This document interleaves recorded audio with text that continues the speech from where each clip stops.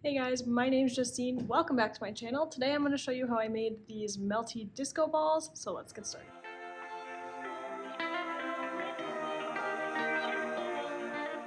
I've seen these trending online lately, and I kind of wanted to put one right here on the top shelf, so I figured why not just make it? For the structure of my disco balls, I'm using a high-density foam that can be bought at any hardware store. The first thing I did was cut down my foam to a more manageable size to glue it up into a solid block. I did this by using a drywall square and a retractable box cutter to score it, which allowed me to break it into smaller pieces. Once I had all my pieces cut, it's time to start the glue up.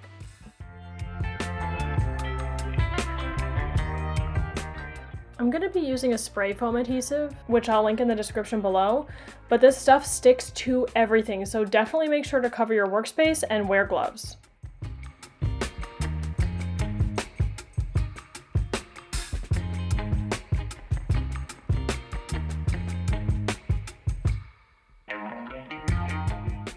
I basically determined how many layers of foam I would need, and then I did a layer of adhesive in between each one.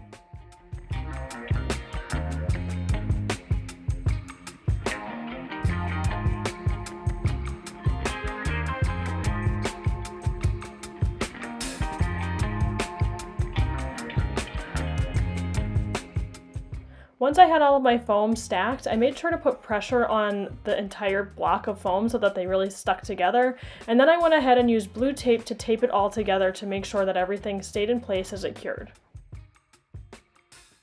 I just want to note here that you can use this spray foam adhesive, or you can use 3M Super 78, which I'll also link in the description.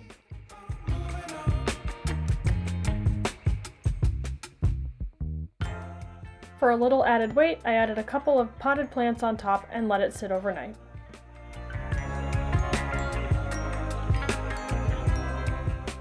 Once everything was cured, it was time to remove the blue tape and start shaping the foam. When you're working in 3D, I find that the easiest way to visualize the shape that you're trying to create is to think about what it's going to look like from each side of the cube that you're going to shape it from.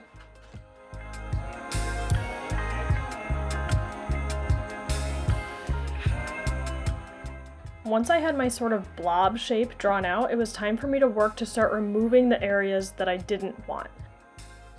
I started this process by using a couple different types of saws, which I'll link in the description, but ultimately I decided I'd be better off using my hot wire to remove the bigger chunks of foam. Okay, so I just started carving my melty disco ball blob out of foam, and I did it for about an hour, and it's just taking way too long. My hair's looking a little crazy. So I grabbed my hot wire and my respirator, and I'm gonna go find a place to do this outside because it gets a little fumey. So even though it's 30 degrees out, I'm gonna go get this done, and hopefully I can get it all shaped out by the end of the day. Alright, so welcome to my lovely garage where I'm using my bow cutter from Hot Wire Foam Factory.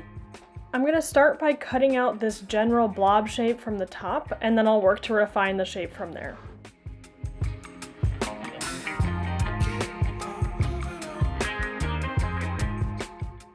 So I'm kind of thinking about cutting it plane by plane, if that makes sense, making my first cut from the top and bottom, and then sketching out what I want it to look like from the side, making those cuts next.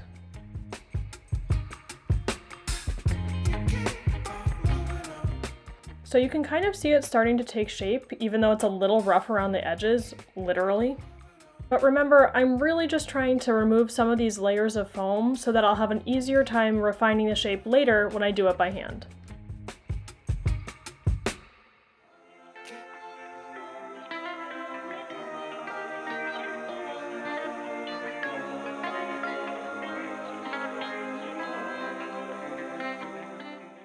I probably could have kept going a little bit more with the hot wire, but this was enough for me to move on to shaping it by hand. So I brought it back to the studio and I used a rasp, which is kind of like a glorified cheese grater.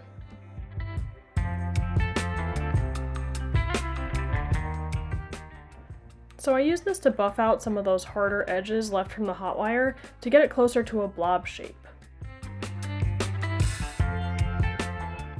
This process is super messy, so definitely be sure to wear your respirator for this as well. Once I was happy with the shape, I used 220 grit sandpaper and my sander on low to smooth everything out.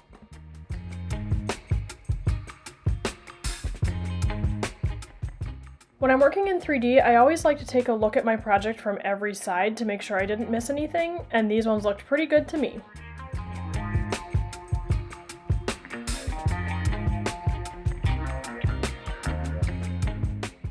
These are my final shapes, and once I was satisfied with those, it was time to add the hard coat. So I used Durham's water putty for my hard coat. I actually would not recommend this. Durham's is great for a lot of things, and it's an awesome addition to have around the shop. However, I would not use it again for a skim coat. Instead, I would use a product called Foam Coat, which I'll link in the description below. The point of doing a hard coat is to basically give myself a layer to glue and paint onto later down the line.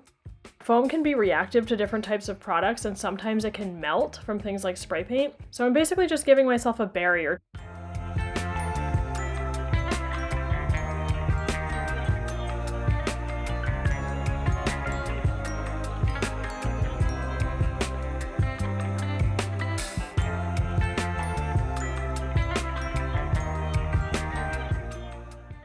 Once everything was dry, I gave it a quick sand to smooth out the surface, and then I hit it with a quick layer of silver spray paint.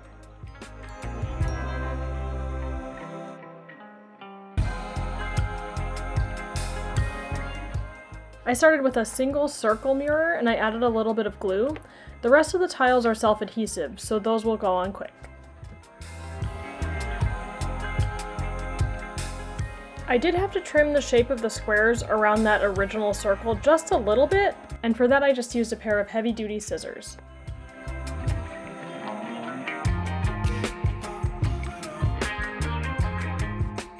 So the mirror tiles come on these self-adhesive sheets that I kind of cut up into strips. They were actually super fun to work with, and now I kind of want to tile everything I own. If you're interested in working with them too, I'll leave a link in the description.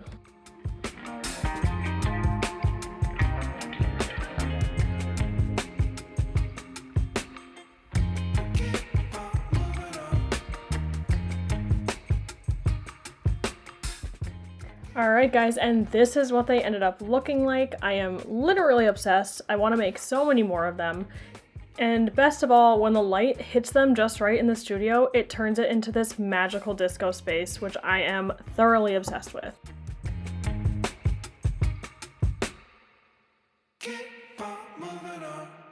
If you like this project and you want to see more, be sure to let me know in the comments below, and don't forget to like and subscribe. See you next time!